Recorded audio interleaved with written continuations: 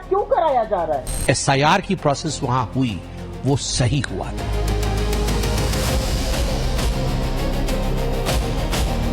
सरकार इसलिए बना रही है कि 27 का जनता उन्हें डिटेंशन उसमें भेज देगी।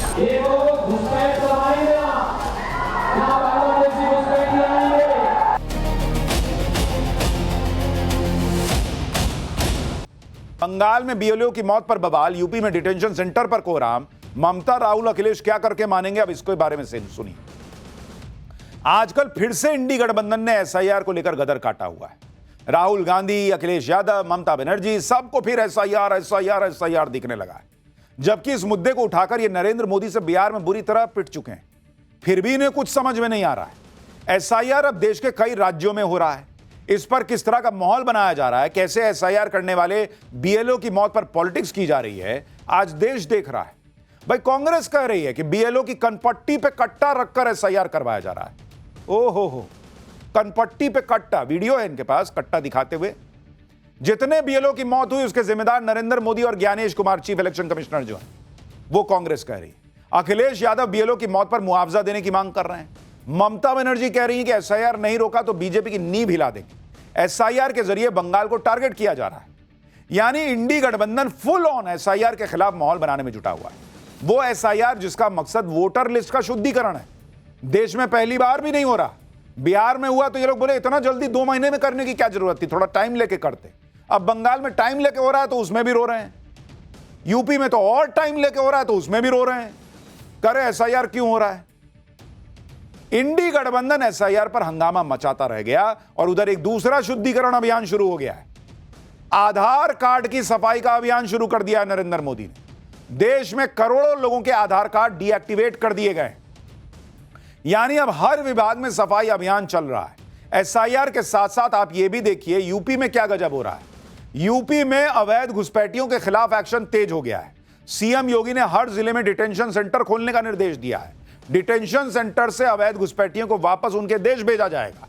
इन सारे जबरदस्त एक्शन के बारे में आपको डिटेल में बताऊंगा, जिससे यह क्लियर लग रहा है कि नरेंद्र मोदी ने देश में सफाई के लिए अब 5th गियर लगा दिया है बॉस। लेकिन वो 5th गियर लगाए हैं, यहां लोग आगे हाथ खड़ा करके, हाथ जो है वो फैला के खड़े हो गए। गाड़ी रोकेंगे, नहीं चलने देंगे शुद्धिकरण का काम। क्या पॉलिटिक्स हो रही है, उस घमासान का एक ट्रेलर देखिए, फिर सब विस्तार से बताता हूं।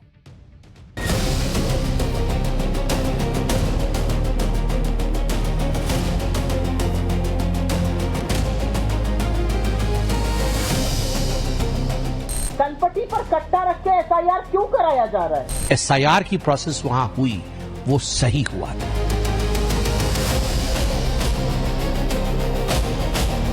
सरकार इसलिए बना रही है कि 27 का जनता उन्हें डिटेंशन उसमें भेज देगी।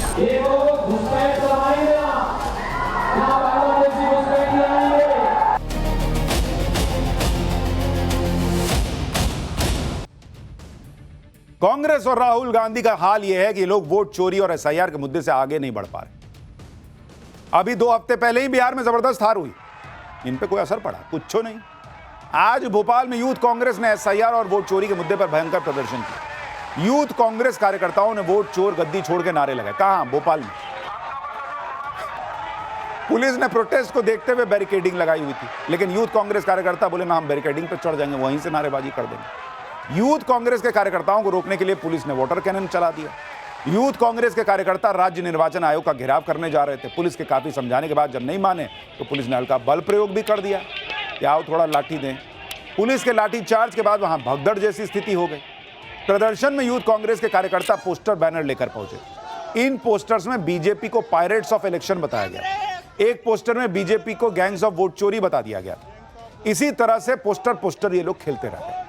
लखनऊ में भी यूथ कांग्रेस ने प्रदर्शन किया, एसआईआर और वोट चोरी के मुद्दे पर नारेबाजी की। यहां भी यूथ कांग्रेस और पुलिस के बीच झड़प देखने को मिली। सोचिए, इन लोगों को बिहार की हार की समीक्षा करने के लिए बैठना था, ये पोस्टर खेल रहे हैं। जब वोट चोरी का ही बहाना मिला हुआ है तो फिर समीक्षा कौन बात की करनी है फिर इनके लिए? कांग्रेस के मुताबिक एसआईआर के जरिए बीजेपी वोट चोरी कर रही। लेकिन आप देखिए कि जब इसी मुद्दे पर सुप्रीम कोर्ट ने कितनी बड़ी बात कही। एसआईआर के खिलाफ सुप्रीम कोर्ट में केरल, बंगाल और तमिलनाडु सरकार ने याचिका दाखिल की। सुप्रीम कोर्ट क्या बोला पता है? सुप्रीम कोर्ट कह रहा है कि आपके तर्कों के हिसाब से चुनाव आयोग को एसआईआर कराने की पावर ही नहीं है। यह रोजाना होने वाली प्रक्रिया नहीं है। अगर कोई प्रक्रिया पारदर्शी है तो चुनाव आयोग उसे अपनाएगा ही। सुप्रीम कोर्ट ने आगे कहा कि आधार सरकारी योजनाओं का लाभ लेने के लिए अगर किसी को राशन के लिए आधार दिया गया तो क्या उसे मतदाता भी बना देंगे क्या? मान लीजिए कोई व्यक्ति पड़ोसी देश से आता है, मजदूर के तौर पे काम करता है, तो क्या उसे मतदान करने की अनुमति मिल जाएगी? सुप्रीम कोर्ट ने कहा कि एसआईआर पहले कभी नहीं हुआ तो यह वजह ईसी के फैसले को चुनौती देने का आधार नहीं बन सकती। वोटर लिस्ट से मृत लोगों का नाम हटाना जरूरी है और इसके जो लिस्ट बनती है वो सार्वजनिक होती है। इससे पहले बिहार एसआईआर पर सुप्रीम कोर्ट ने कहा था कि बिहार में लाखों लोगों के नाम हटाने की बात की गई। इसका जमीन पर कोई असर नहीं दिखा। किसी भी वोटर ने शिकायत नहीं दर्ज कराई कि उसका नाम गलत तरीके से हटाया गया। यानी सुप्रीम कोर्ट में इनका एजेंडा फेल हो गया। सुप्रीम कोर्ट कह रहा भाई लाखों लोगों के नाम काट दिए बिहार में, कहां प्रदर्शन हुआ? लाखों लोगों में से 1000 लोग तो आएंगे भाई, 10,000 लोग तो आएंगे कि सर देखिए मेरे साथ गलत हुआ है। सब सुत गए, कोई नहीं आया। अरे झूठे ये सब हंगामा चल रहा है। अब तो सुप्रीम कोर्ट ने कह रही है कि कहीं कोई गड़बड़ी नहीं हुई है। एसआईआर की प्रक्रिया बिहार में सही तरीके से की गई। एसआईआर पर सुप्रीम कोर्ट के ऑब्जर्वेशन के बाद अब इंडी गठबंधन बीएलओ का मुद्दा उठाने लग गया, बूथ लेवल ऑफिसर का। ममता बनर्जी से लेकर राहुल गांधी बीएलओ की मौत पर चुनाव आयोग को जिम्मेदार बता रहे हैं। राहुल गांधी कह रहे हैं कि ओबीसी वोटर्स के नाम काटो वरना नौकरी चली जाएगी। दबाव, धमकी और नतीजा है कि आखिर में बीएलओ आत्महत्या कर ले रहा है। एसआईआर के नाम पर पिछड़े, दलित, वंचित, गरीब वोटरों को लिस्ट से हटाकर बीजेपी अपनी मनमाफिक वोटर लिस्ट तैयार कर रही है। अच्छा, राहुल गांधी ये नहीं सोचते हैं कि वो बोल देंगे और पब्लिक मान जाएगी। आप ये माहौल बना रहे हैं कि भाई देखिए बीएलओ पे प्रेशर है कि गरीब का, दलित का मत बनाओ, तुम वोटर लिस्ट से नाम काट दो। गरीब को अपना नहीं दिखेगा नाम उसमें। आप बोल दीजिएगा तो मान जाएगा, कौवा के पीछे दौड़ जाएगा, कान नहीं चेक करेगा गरीब। यही आरोप ये लोग बिहार में भी लगाए थे, जनता को भड़काने की कोशिश किए थे। सुप्रीम कोर्ट ने बिहार एसआईआर में कोई गड़बड़ी नहीं पाई, तो अब कांग्रेस कह रही है कि एसआईआर कराने की इतनी हड़बड़ी क्यों है? आराम से टाइम लेकर करवाना चाहिए था। जितना टाइम इन्होंने लिया 70 साल, किसी को शौचालय देने में, किसी का पक्का घर देने में, इंफ्रास्ट्रक्चर बनाने में, आराम से तो चल रहे थे ये लोग। इतना आराम से चले कि पब्लिक ने कहा कि तुम आराम ही करो, फिर काम करने दो मोदी को। बीएलओ की कनपट्टी पर कट्टा लगाकर क्यों एसआईआर करवाया जा रहा है, सुनिए लोग क्या कह रहे हैं।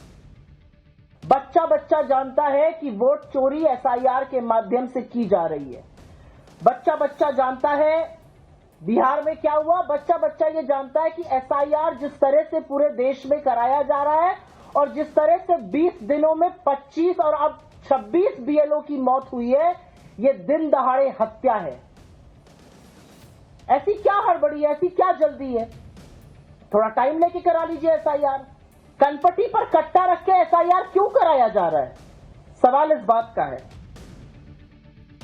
पहले तो कह रहे हैं एसआईआर से वोट चोरी हो रही है, फिर मैडम कह रही हैं कि इतनी जल्दी क्या है, आराम से एसआईआर कराइए। तो एसआईआर कराना है कि नहीं कराना, पहले ये क्लियर कीजिए। कह रही है कि बच्चा बच्चा जानता है कि वोट चोरी हो रहा है, तो फिर क्यों कह रही है कि आराम से एसआईआर करा लीजिए? ऐसे ही राहुल गांधी बोले थे बिहार चुनाव में कि बच्चा लोग उनके कान में जहां जा रहे हैं ना, बच्चा बच्चा आके बोल रहा है कि वोट चोर गद्दी छोड़, वोट चोर गद्दी छोड़। 200 सीट आ गई बीजेपी को बिहार। बच्चा सब मजा ले लिया कान में बोल के इनके। देखिए, राहुल गांधी हो या फिर ममता बनर्जी, ये सभी एसआईआर का विरोध कर रहे हैं।